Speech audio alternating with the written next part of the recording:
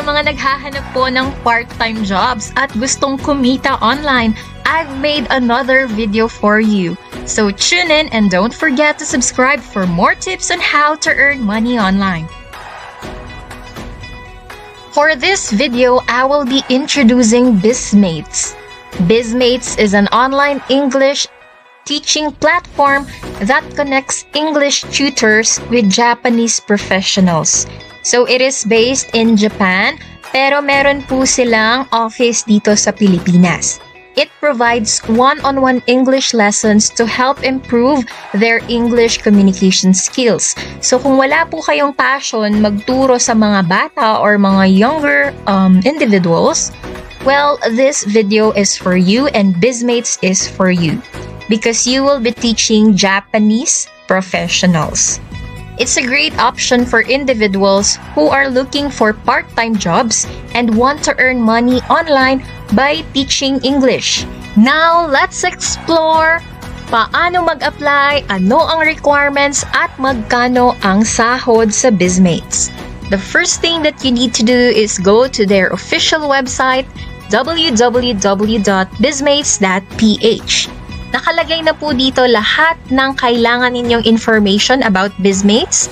So isa-isahin po natin sa job responsibilities. All you need to do is to teach business English to Japanese professionals using the BizMates methodology. You don't need to worry because BizMates have their own lesson platform. You don't need to do your own lesson plan. Hindi ka mamomroblema kung ano yung mga topics na ituturo ninyo kasi nakaprogram na po lahat ng yan. And then, you need to guide Japanese professionals in their business communication concerns. Ang kagandahan dito, pati ikaw na trainer, matututo ka and mahahasa yung skills mo sa English. Kasi along the way, while you are teaching, you are also learning. And then, sa job requirements, preferably, okay, hindi naman siya required, meaning, hindi siya mandated. Preferably with a bachelor's or associate degree from a reputable college. Pwede din pong mag-apply ang mga undergraduate or yung mga students. Must have at least 3 years of work experience in the relevant field. So, pwede po yung online or offline experience ninyo sa pagtuturo or pwede yung OJT experience ninyo. Pero if may passion ka sa pagtuturo ng English and you think you have all the skills in teaching English, meron kang excellent written and verbal English communication skills, kahit student ka pa lang, so itry mo lang mag-apply kasi i-assess naman yan ng mga evaluators. And then, you need to have basic computer skills and Skype skills. At least 3 years of working experience in any field. So, nabanggit ko kanina, itry mo lang kung meron ka talagang passion in teaching the English language. And then, availability on weekends, 4 a.m. to 12 midnight, and weekday evenings, 9 p.m. to 12 midnight are a plus, okay? Hindi naman po ito ang required working schedule, pero plus, sabi dito, a plus because ito yung mga peak hours. Meaning ng peak hours, maraming students ang nagbubook sa mga oras na ito. Usually, nagbubook po kasi sila kasi yung mga Japanese professionals before or after their work schedules. And then, between 23 to 75 years old, tumatanggap po sila ng mga senior citizens ng mga applicants. As long as may capability to teach, then go. And then, available to teach at least 10 hours per week. Minimum hours po yung required nila. At least 10 hours per week or 1 or 1.5 hours per day. Now, let's go to the schedule. Sinabi ko kanina, BizMates have flexible schedule. Open when you can work and close when you can't. As simple as that. So, you have the freedom to open or close your slots. So, kung feel mo magturo ng 7 p.m., then open your slot. If ayaw mo naman, then close it. Walang problema. And then, let's go to the exciting part. The salary or the pay. Magkano nga ba?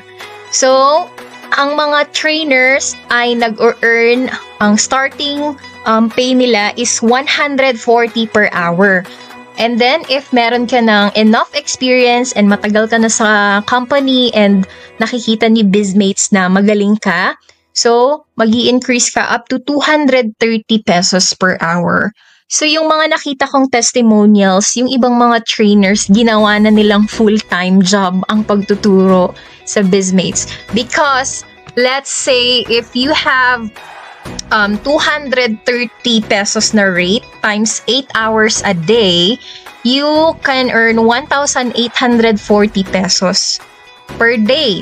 That times 30 mo siya, you can earn 55,000 to 60,000. So, etong 80,000 pesos na to, yan yung mga nagdo-double time talaga. Like, for example, 12 hours per day yung ginugugol nila.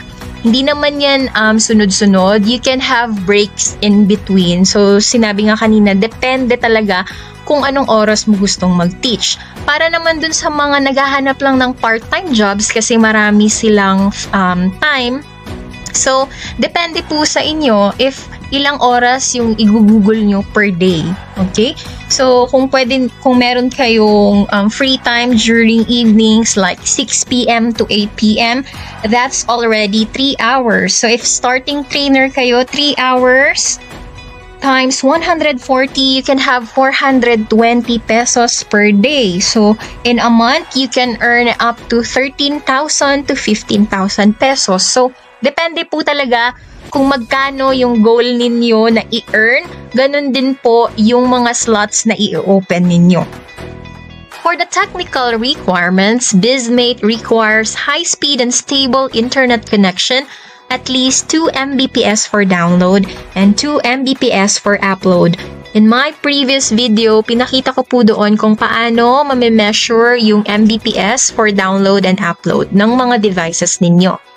Next is direct DSL LAN cable connection, not Wi-Fi, pero depende na din po kung talagang mabilis yung inyong mga internet service provider, so you can try.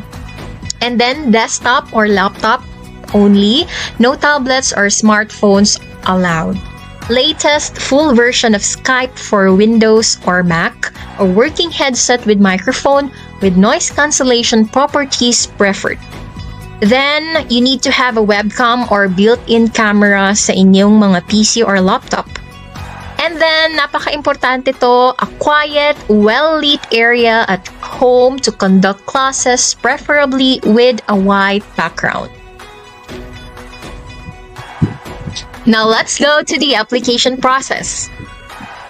The first thing that you need to do is to complete the application form by clicking the Apply Now button na makikita po sa website.